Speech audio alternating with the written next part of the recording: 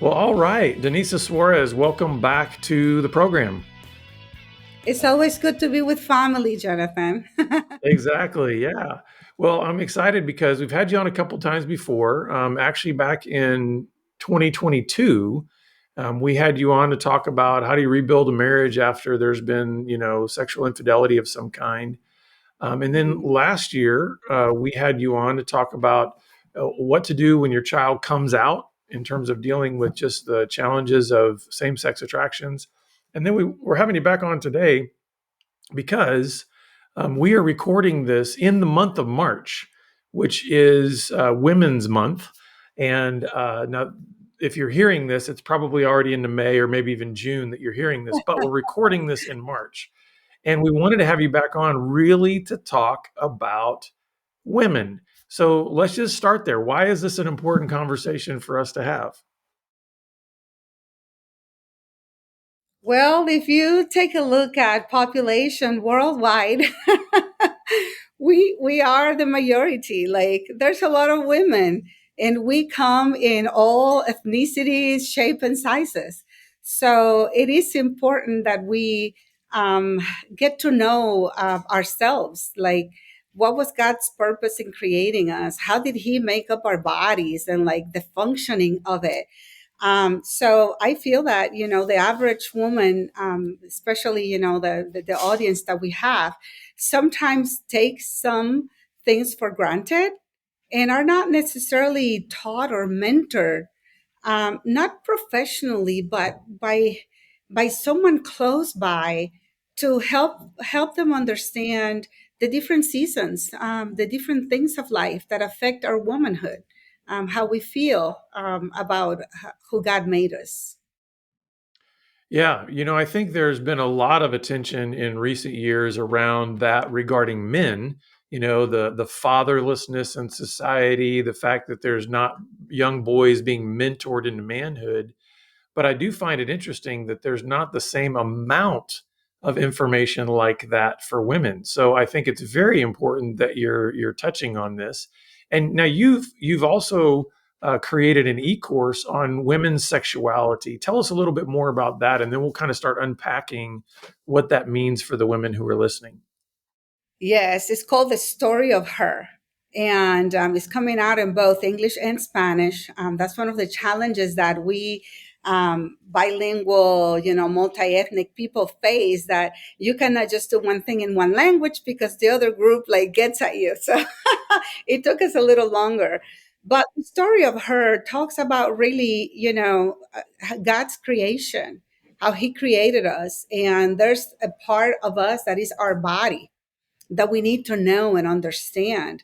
There's an aspect of hormones that, even though it's kind of complex, is so helpful when we understand, at least when we're depleted, at least some signs so that we can help our bodies do the regular things of life. Women, we have the opportunity, we get the privilege of being caretakers, of being business people, sometimes being mothers, sometimes being wives. There's so many roles that we play, and when our health is not optimal, we cannot do them as well.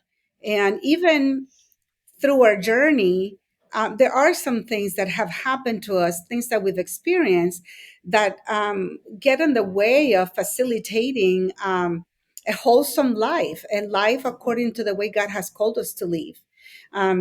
Struggling with issues of sex addiction, of lack of desire, and depending on the context of our lives, who we are, that can be something that really takes away from the great life, the fulfilled life that we can live. hmm Let's talk a little bit about this idea of body image. I think that can be before we kind of dive into just things like hormones and sexual energy and all those types of things. What are some of the influences that are really affecting women's self image and specifically their body image? Yes, and I mean, we all know that social media, mass media these days is right at the reach of our hand. and culture all around the world really has impacted, has sold us an image, has sold us something that we're all buying into. Females and males alike, we're buying into that. And we forget that when God created us, when He formed us in the womb of our mothers, He said nothing was missing.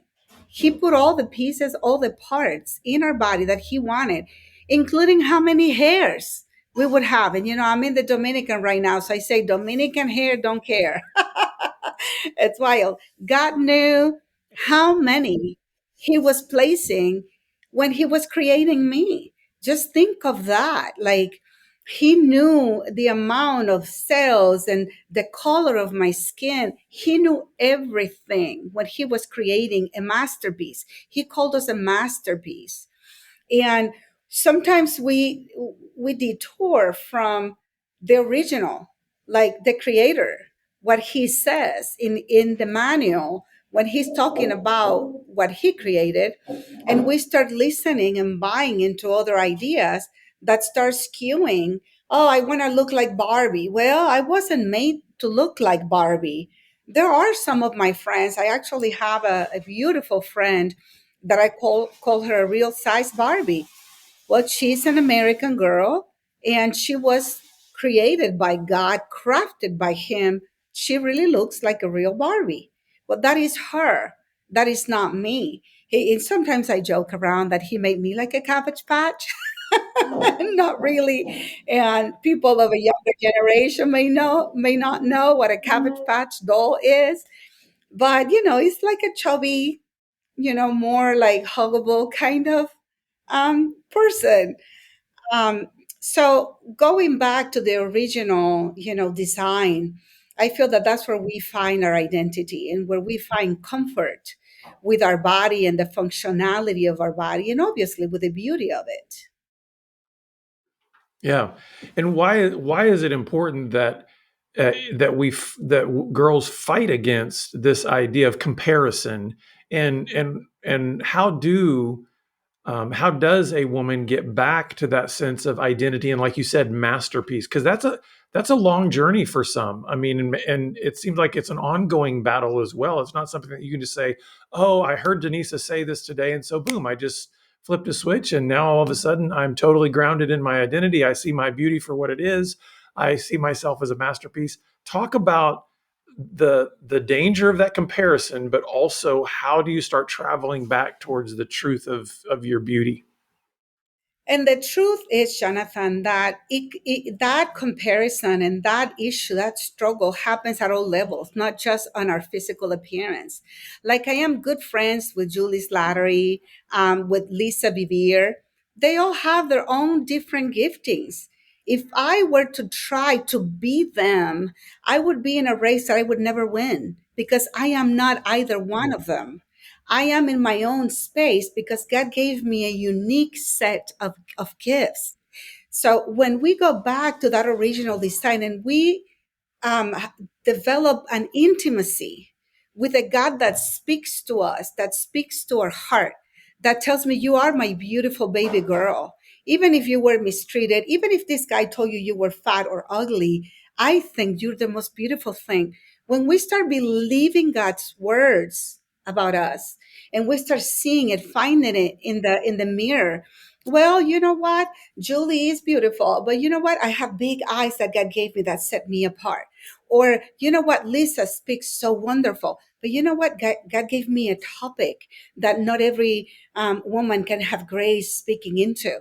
Then you start finding your own space. You start being comfortable on your own skin. And God has a funny way of teaching you that because I've been able to speak with both my friends in different occasions and had to put it to the test. How confident do you feel with someone that has such strong gifts in their own areas? And like one time, I remember speaking with a Miss Universe. She was Miss Universe at one point, and we were both the speakers. And like, I don't have a Miss Universe body, and you want to run, and it is very typical for us Latinas to get, some fixing here and fixing there. And I say this openly. I've battled with God because He clearly let me know that I'm not to have plastic surgery in my body. He wants me to speak about confidence, about sexuality to women with my sagging stomach, with me having to learn to dress my body so it doesn't look certain way, so it doesn't look that I carry a 11 pounder in my stomach. So it's like I feel God wants us to embrace our aging, maturing seasons, um, understanding that He has a clear purpose for us and that there's a lot of fun in every season with the body that we have. I do have a very Well, I healthy love marriage. Yeah, I love what you're saying about the authenticity, but also I love what you're saying about how, in the same way that you realize there can be comparison beyond just body image, there can be comparison about skills and talents and gifts and all that. I love how you're also saying that God, when He looks at you and declares you beautiful and a masterpiece, is also including all of that.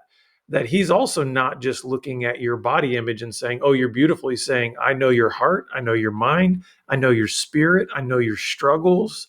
And I love the fact that He's all inclusive when He says, I've made a masterpiece.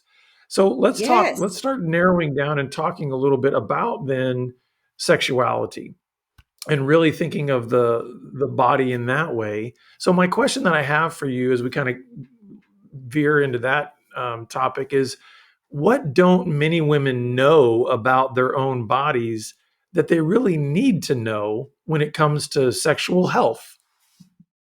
yes. And again, God created us body, mind, and spirit. Like there's soul into us. There's not just body. There's a spirit there. There's a mind in there, and our beauty it's spread throughout all of those areas.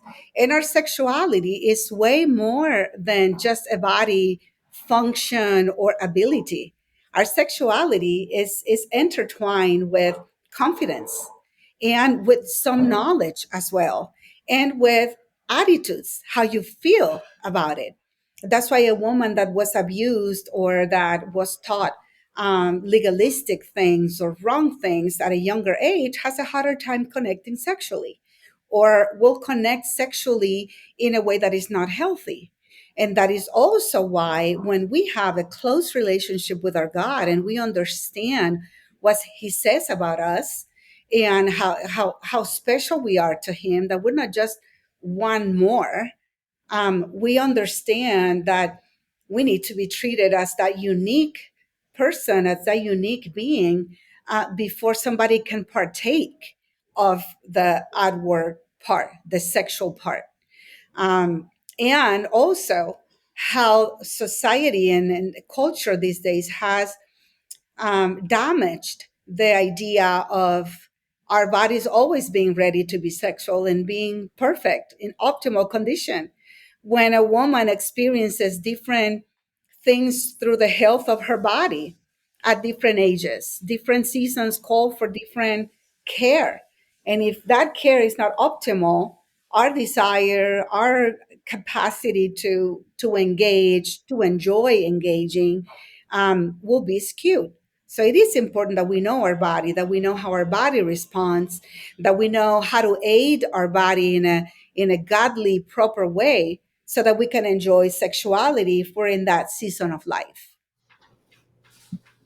As you have done some work with women and tried to help them understand their bodies and their hormones and just kind of these seasons of life, what are some things that you have learned that maybe either surprised you or amazed you in some ways of like, oh, I would have thought that this is something that your mother would have told you or that somebody would have told you. Have you discovered a lot of, and I don't mean this in a negative way, but just a lot of ignorance in women around Yes, their bodies? The reason I say this is because on the men's side, doing this ministry for over 20 years, I've been amazed at the number of men that never had a parent verbally tell them about the body changes that were going to happen or about sex or about any number of these other things that we kind of just take for yes. granted. And then we have things in the culture like pornography and other stuff that starts to be the training agent of those aspects.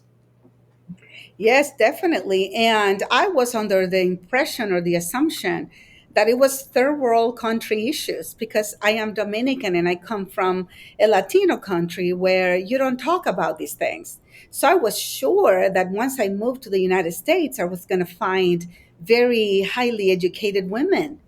And then I went on excusing it. Oh, it is because of the church group. Like it's something that is not taught in church. But then I realized, no, this is a problem across the board. Even though we go through biology classes, I guess we're not paying attention.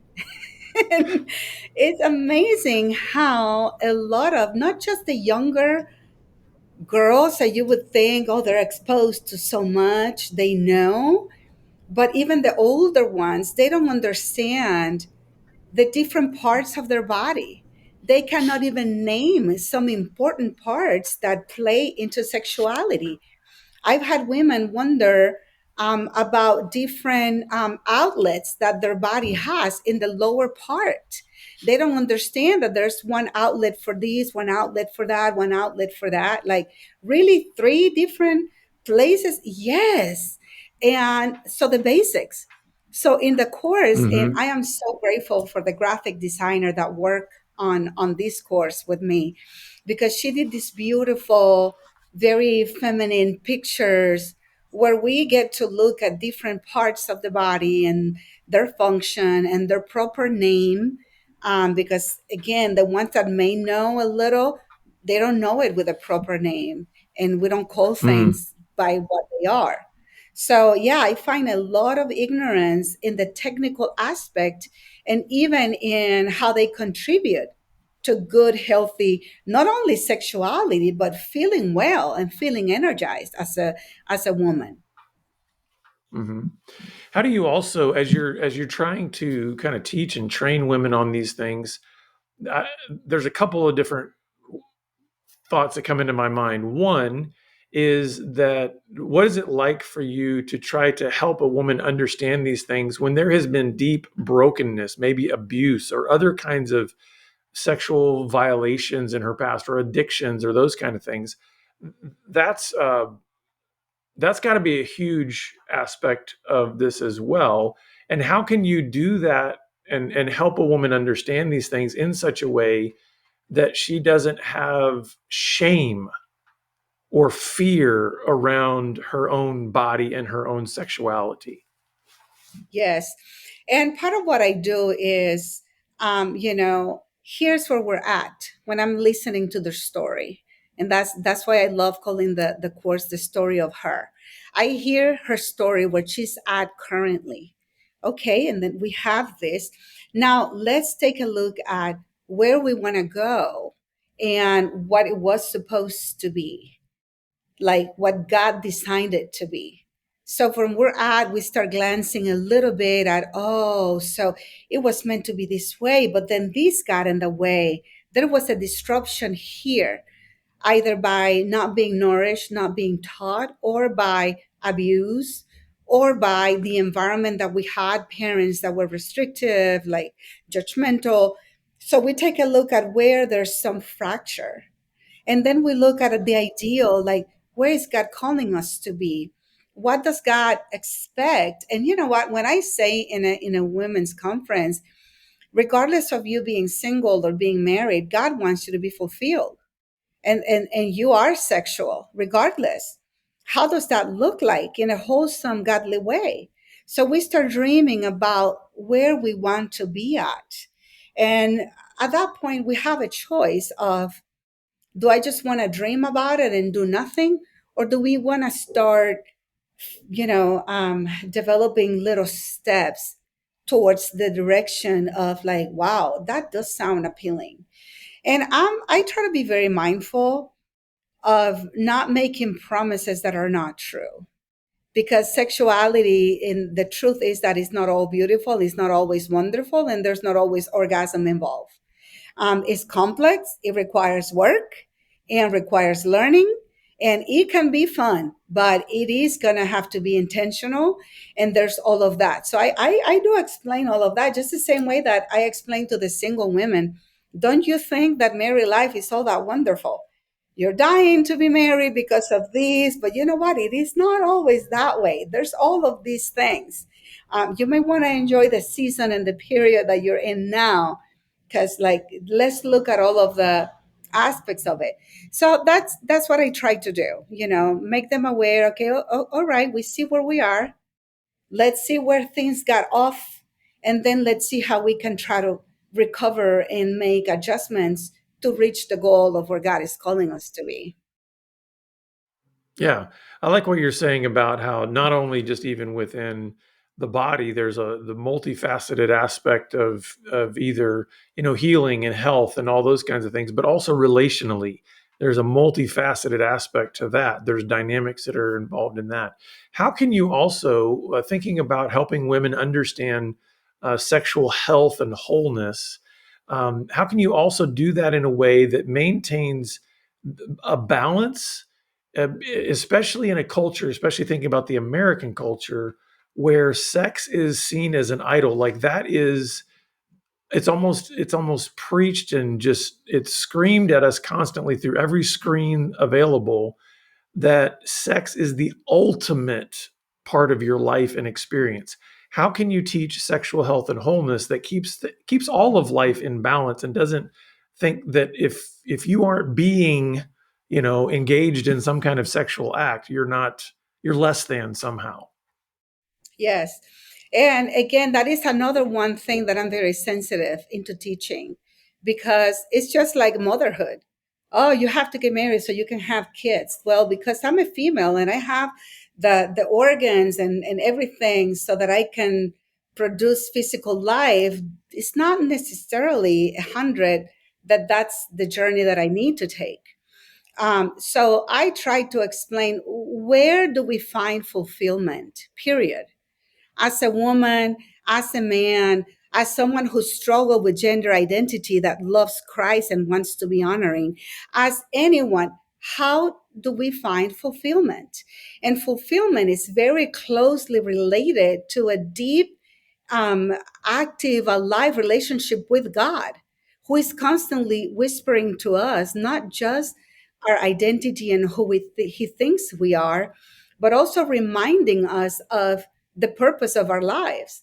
Why was I created? I mean, there's how many people, how many billion people on the planet? Why do Mhm. I matter? Well, because God had a specific appointment and job and assignment for me to do. And the closer that we get to that fulfillment and to that assignment and to pleasing God, the more comfortable we are with who we are and where we are in life, not only with sexuality, but with money, with status, with everything. Because we seem to be going in a race for significance after something. And then we reach that something, and then now what? We got the money, we got the fame, we got the man, we got the woman, and then now what? So there's something bigger than ourselves where we find that fulfillment, that contentment that allows us to, okay, then I'll enjoy whatever comes along the way in my process, in my journey to finding God's fulfillment. We cannot detour and make that fulfillment sex or money or a person. It's got to always be God's plan for my life. hmm So as women are on this journey and really trying to understand their bodies, understand sexuality from God's point of view, healing maybe from some sexual brokenness in their own past, and just going on this journey towards greater wholeness. What are some of the biggest obstacles or roadblocks that you see for women along this journey? Yeah, one of them is probably their history. What is there that we need to speak truth into? What lies did we buy into? Or what boundaries were crossed, violated, that made us believe something that is not the truth. We need to go to that place. But then also, God doesn't just want to reveal the things that we need to work on, He wants to reveal His great plan for us. So sometimes not understanding what I'm good for, what my purpose is, can detour us into finding the wrong thing. So we need to, and again, this is not something that I can tell you or impose on you. It is something you discover by being with the Lord, by walking with Him on a daily basis to find that significance.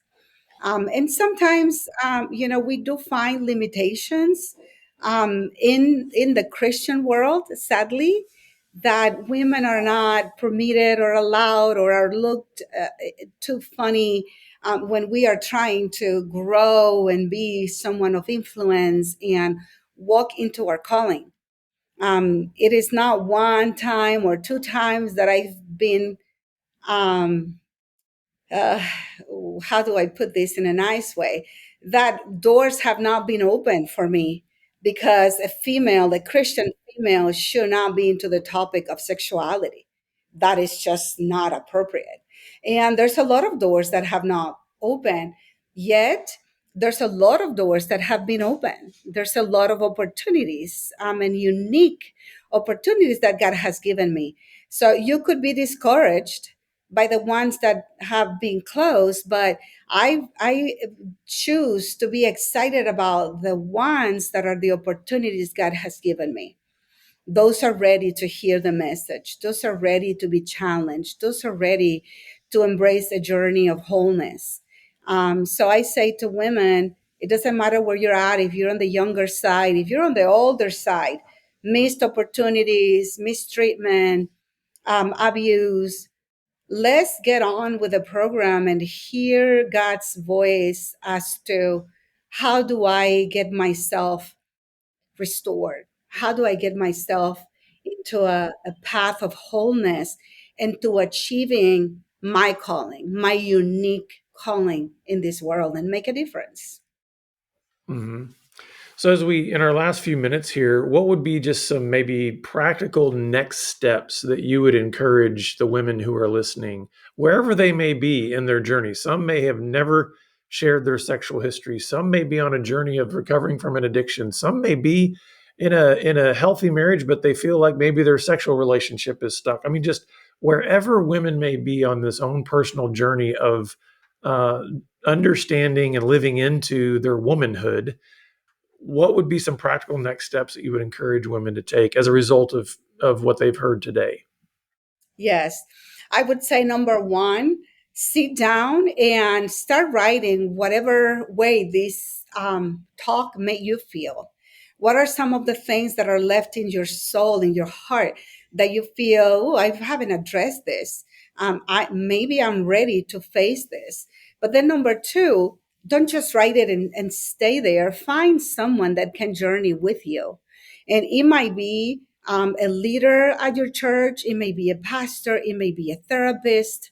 It may look in a different way for different people, but make sure that someone is partnering with you to not only hold you accountable to the process that you want to engage in, but also to support you, to pray for you, to be with you, someone that sees you, someone that is not going to judge you, until you find that plentiful, that fulfillment.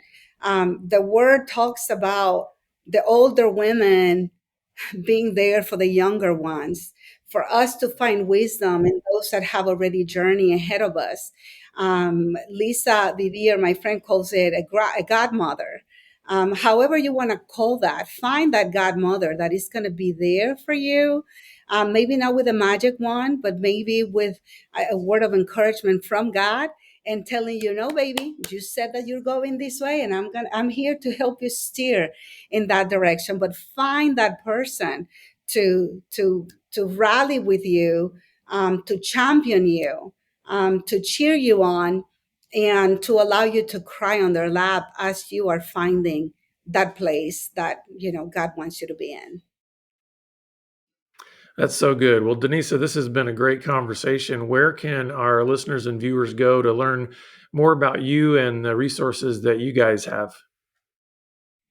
I think the easiest way these days is really going on my Instagram account and following there. We're constantly posting updates about the website, and different things, resources available. My Instagram account is Danisa Suarez Oficial, oficial en español, only with one F. Danisa Suarez Oficial. And I'm constantly updating, sometimes doing lives, having conversation. So it would be great to continue to be an influence or a source of any resources for any of our listeners. Yeah, that's good. We'll be sure to put that in the show notes. Denisa, again, this has been great. Thank you for being with us today. Thank you for having me. I love sharing with the family of God. Yeah, absolutely. Well, listeners, we are going to post Denise's Instagram account in there and point you towards their resources. We want to help you take your next best step on your journey to wholeness in Christ. So please reach out to us, and we look forward to seeing you back here again next time on the Pure Sex Radio program. Take care.